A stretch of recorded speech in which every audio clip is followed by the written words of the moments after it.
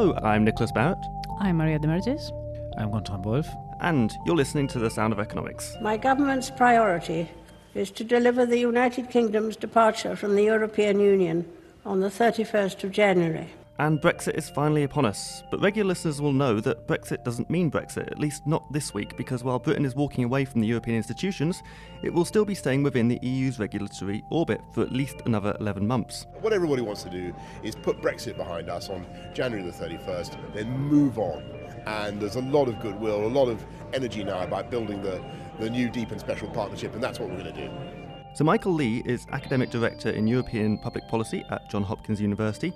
He's also worked as the EU's chief enlargement negotiator. Today he joins us to discuss his simulated negotiations on a post-Brexit agreement for research and development, which we will discuss later in the podcast, but not before we find out what Michael thinks about the year ahead. Michael, if Britain isn't at the EU table, does that mean it's on the menu? Well, it is on the menu to a very considerable extent. And even if the member states would prefer it were otherwise, I think Brexit is going to be popping up in many discussions, whether on trade, security and defence, finance, multilateral financial framework. It's hard to get away from it. How much do you expect to be achieved in 11 months? 11 months is short. I know that this negotiation will be difficult and demanding. For one reason. The time will be extremely short. I've been involved in many negotiations, accession negotiations, but I've also followed closely trade negotiations. We know how long it took to conclude a fairly modest free trade agreement with Canada and other partners. This is a multi-annual effort. In general, Britain is already a member, it's already aligned. It believes it will be able to draw on the existing acquis of its relations to shorten the period needed, but 11 months is an awfully short period. Now, Maria, you've been working on this week, and you think Britain might have a little bit more leverage than a lot of people think.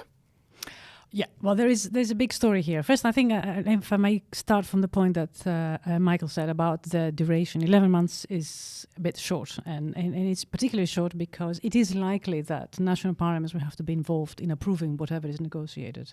There's technicalities behind this, but I think the likelihood is that national parliaments will have to be involved. For this to happen, it means that they need to be presented with something a lot earlier than that. So effectively, we have zero time to sort of start negotiations.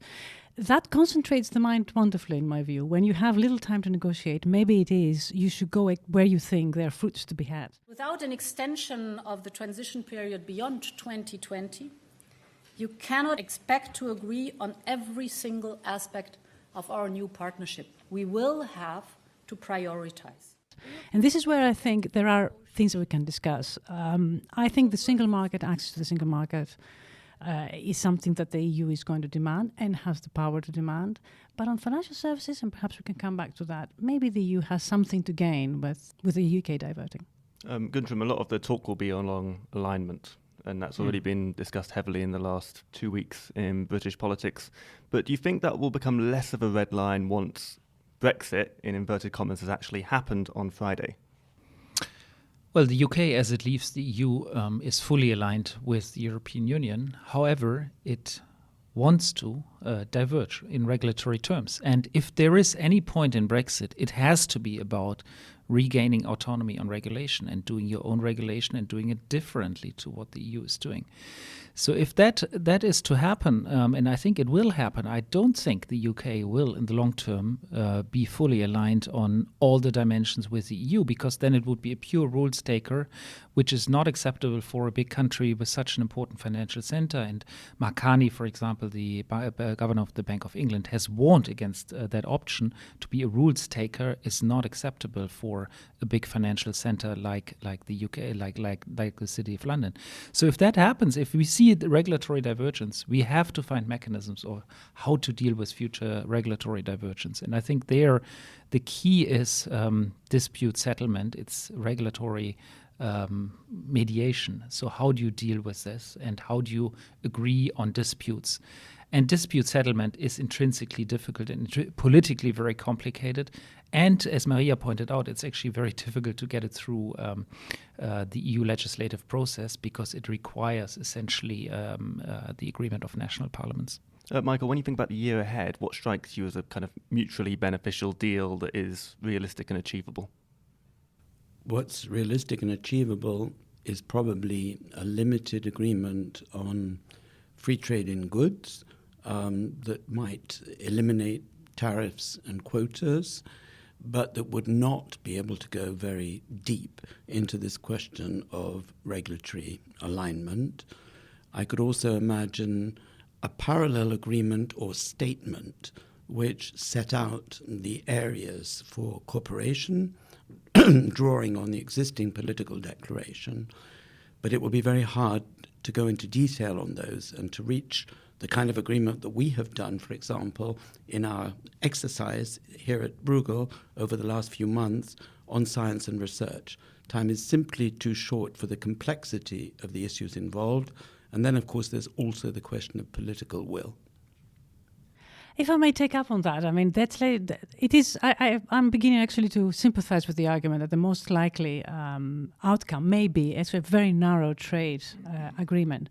But let's just think a little bit about that, right? I mean, it's very easy, in my view, to think of financial agreements being done in a good way. The EU needs the City of London. So on the finance side, I think there will be an agreement that could be mutually beneficial for the London and for the EU the same. When it comes to trade, if there is only a narrow agreement, it means that economically it's not going to be a very good thing. So here we are Brexit 5 years from now. We have the City of London developing even more than now, simply because it will have the power to do so. And on trade, what happens on trade? Well, there will be good outcomes for the UK, so more polarization in the UK. I think that's a very unfortunate outcome, actually. If it does happen this way, we don't manage to get a good trade deal because it happens in very short time with the interest of simply satisfying political gains, then the UK is simply going to see more inequality, not less. What will ordinary people feel in such a scenario? Absolutely, because the trade, manufacturing will suffer. All the things that are affected by trade, simply because the deal is not good enough, then they are the ones who will suffer from it. Bad trade deals lead to bad outcomes. If that is true, and unfortunately may be likely, then what you will do is the City of London will prosper, simply because we will manage to agree on something. On the trade, well, the rest of the UK will suffer. Can you give me an example of a bad trade deal? Well, manufacturing. I mean, if we don't have a good agreement on manufacturing, what will UK manufacturer do? No, but from the past, something that went wrong and had bad effects for both. No, what I'm saying actors. is if you don't have free trade, frictionless trade between the UK and the EU will benefit because it's a bigger player. All the foreign companies, the third countries, will come to the EU, and the UK will lose the Nissans of this world. Will lose the car industry. Car industry is an interesting one. We will also lose a market, it seems to me. I mean, we will lose a market, and we are on goods, we are in surplus with the UK. So I mean, I think the key question is indeed the financial side. And I think this view that we need the City of London, I think it's actually quite a controversial view. And many people have a very different view on this, especially parliamentarians that tend to think basically we have a very well-developed financial system, banking system in the EU, and therefore do not need the city of London. Our banking system is flushed with liquidity. So what's the point of adding a few additional derivative markets? And I think we should be very careful. I mean, even post-Brexit, even if there's no passporting, the City of London doesn't disappear. And those financial firms that need specific solutions from London, they can still go to London as they do currently go to New York, for example. So I think a lot depends on what kind of equivalence will be given and how much.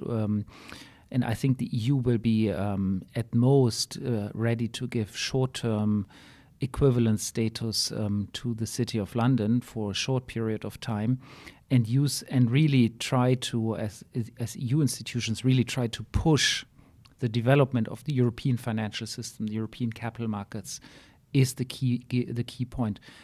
But if I may, I think our exercise on the science and research collaboration is actually also quite telling in terms of how complex and how many issues are out there. And I think it would be very interesting to hear a bit more about the simulation in a game that Sir Michael has actually led. So it was a very interesting exercise that involved scientists, researchers, policy people, former member of the European Parliament, science policy experts, who formed two teams, a UK team and an EU team, who set themselves the goal of negotiating an agreement for the association of the UK with the EU's future framework programme on research and innovation, Horizon Europe.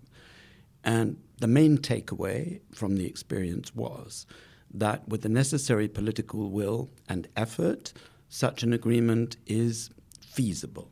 And even though there are half a dozen very tricky areas, beginning with the UK's financial contribution, but also the decision-making structure, the dispute settlement structure, the question of alignment of standards, laboratory standards, safety standards, and so on, compromise solutions were found. The challenge is to see whether this positive experience can be reproduced in the real world. So this wasn't just people sitting behind computers writing documents about what might happen when these negotiations happen. This was actually a mock negotiation with people going back and forth between them with different ideas. But did anything surprise you? It surprised me how quickly the two sides were able to identify the most difficult issues and how willing they were, in light of what is at stake, to find compromise solutions. In fact, as the facilitator, at times I felt my main task was to inject an element of controversy into the discussion to prevent these scientists having a love-in and reaching an agreement in the first round. And the issues were thorny, and they did need more time. But they were able to overcome many of the difficulties, for example, on dispute settlement. In principle, the UK has a red line about not accepting the European Court of Justice as the arbiter in the event of disputes. But in our exercise, the participants on both sides noted that until now, there has never been a case that's been up to the European Court of Justice under the framework programs. So under those circumstances, our UK team decided to be pragmatic and accept the European Court of Justice as the arbiter. Now, in the real world, it might not go quite that smoothly. Exactly. Sorry, I didn't mean to interfere. Oh, sorry. For those who don't know, because obviously a lot of our listeners are in America and maybe not all of them are that attuned to European affairs, what is Horizon 2020 and why is it so important?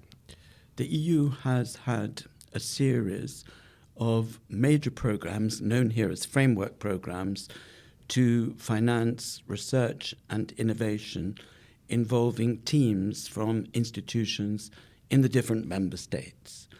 And the focus for our discussion was the new framework program that's going to begin in January next year, and that is tentatively budgeted at 100 billion euros for the period between 2021 and 2027.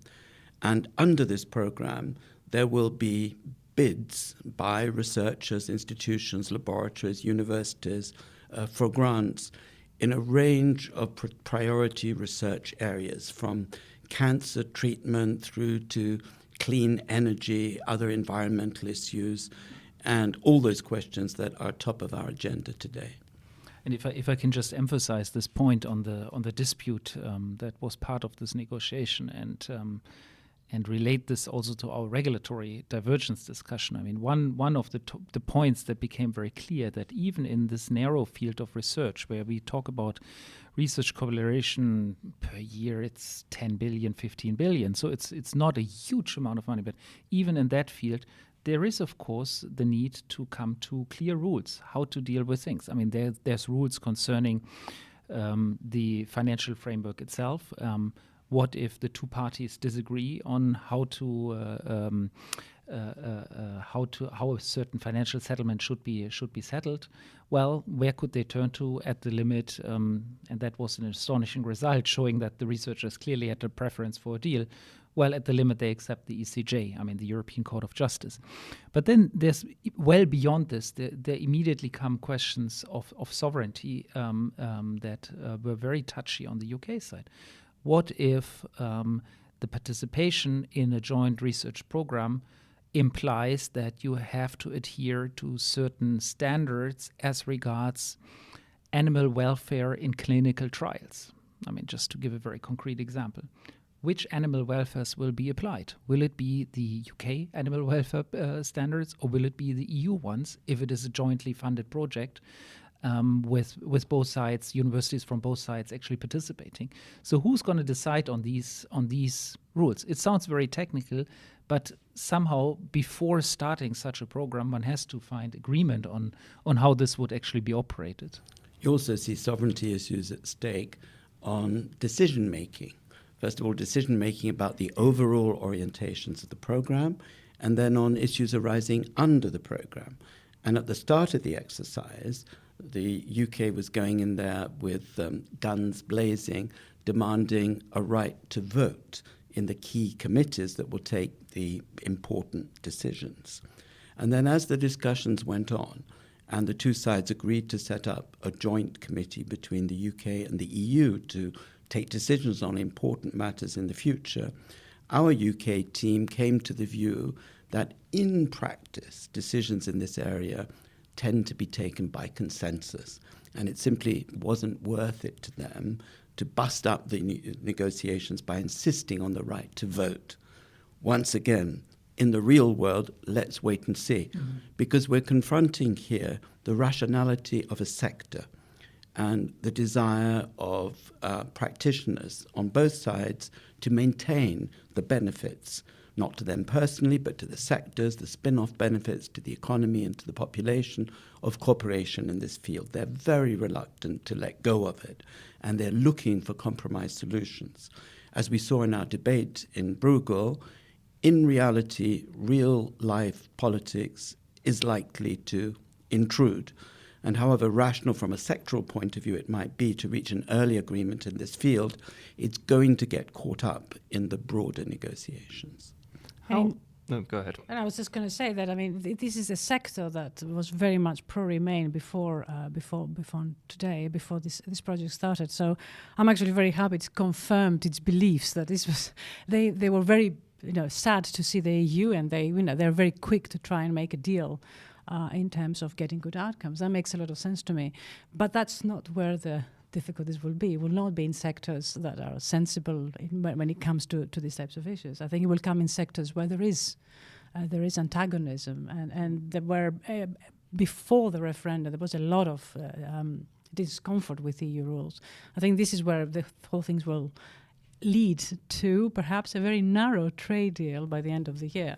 Well, I think that this is sort of one of the key questions is about the structure of the negotiation now going forward, right? I mean, so I think obviously the EU at this stage has decided to pool its negotiation continue to be pooled in one team, the team of Michel Barnier. And that has implications for, really getting a package deal. Now, the reality may be that we end up with a narrow trade deal, and I actually think it's probably it's a significant likelihood that we have a narrow trade deal only a narrow trade deal in these next 11 months. And then afterwards, people will start negotiating on a much more sectoral basis. And there, I think the purposes package nature might be gone, and that could lead to very different outcomes because I think, as you highlighted, the interests of specific groups on different topics is very different. And the challenge from an EU point of view is to really keep as much as possible all the strands together to increase its leverage and its negotiating power. But I think the logic of the different interests of the member states of the EU will be increasingly to look at these sectoral agreements and deal with them more separately because particular interests are really at stake. And so the unity that we've had on the EU side in the Brexit negotiation was very much a unity also that was driven by the fact that we all had the same interest, protect the single market and make sure the UK pays. Going forward, we all don't fully have the same interest because it's such a complex field in such complex different areas of negotiations. In our simulated negotiation, there were trade-offs but there were trade-offs between issues within the broad field of science and research. And we were rather pleased that we could do a mini package deal in this area. But again, in the real world, there'll be linkages made between this field and many others. And also the arguments that seemed so clear to our participants to give priority to this field because of the obvious benefits.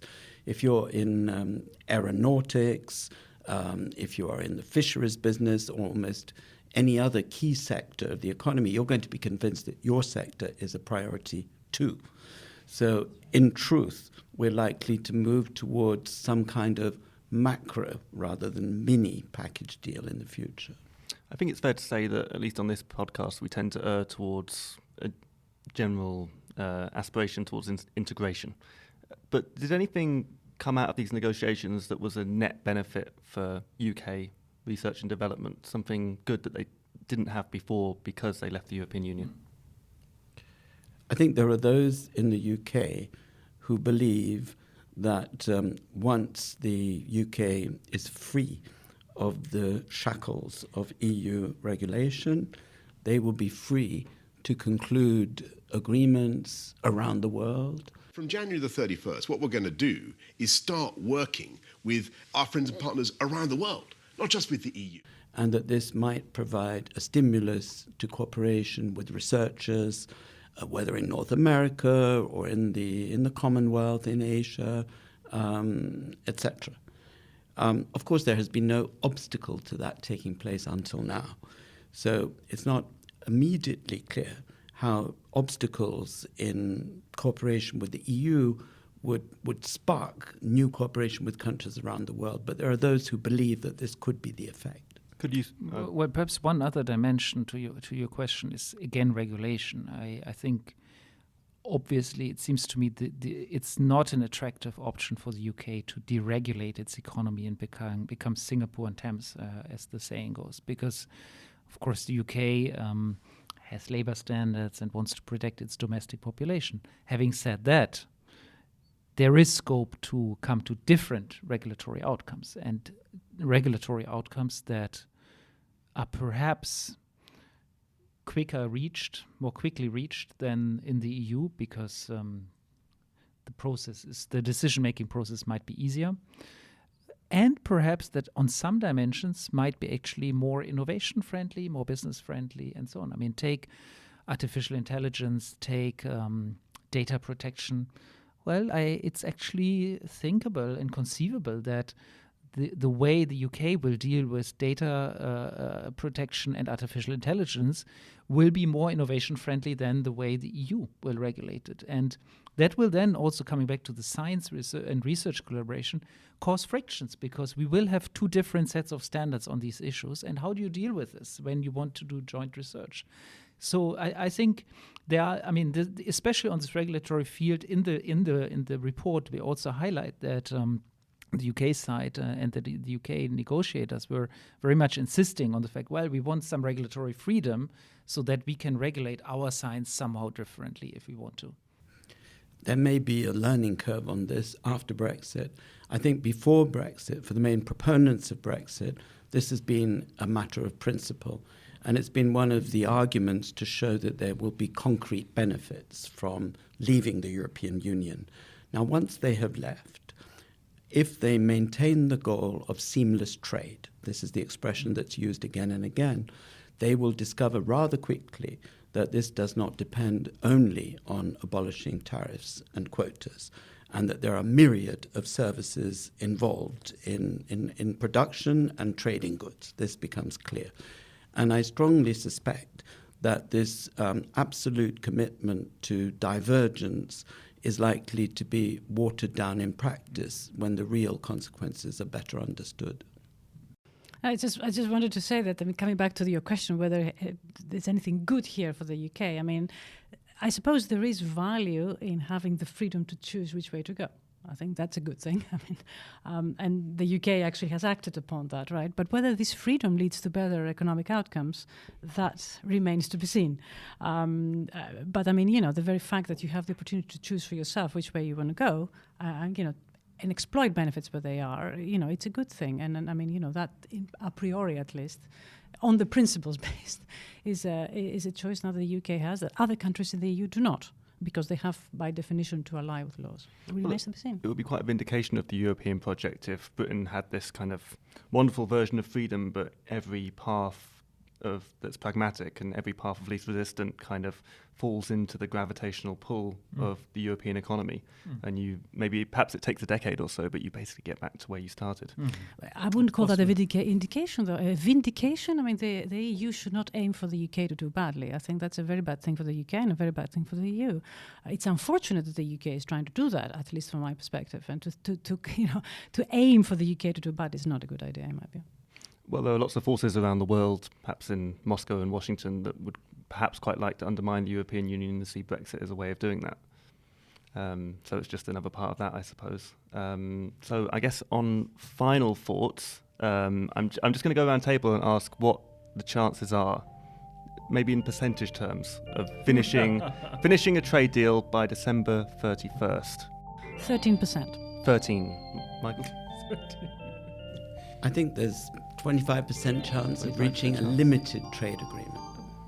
I think there is a 50% chance of reaching a narrow trade agreement on goods. I think there'll definitely be something. Anyway, Guntram and Maria, thank you very much for joining us, and special thank you to you, Sir Michael Leigh. It's always nice to have you here, and you can read the report on innovation after Brexit at the Bruegel website and on the Wellcome Trust website, who collaborated in this project. And thank you very much for listening. Goodbye.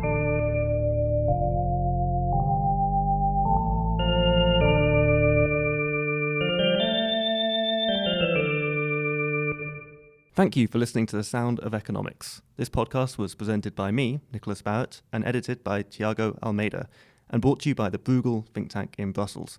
To read our papers and blogs, you can visit bruegel.org, and if you enjoyed this podcast, you can subscribe on Spotify and iTunes, where you can also leave us a review and let other people know that we exist. And you can stay up to date with everything we do by following us on Twitter, @Bruegel_org. Thank you very much for listening, and I'll see you next time.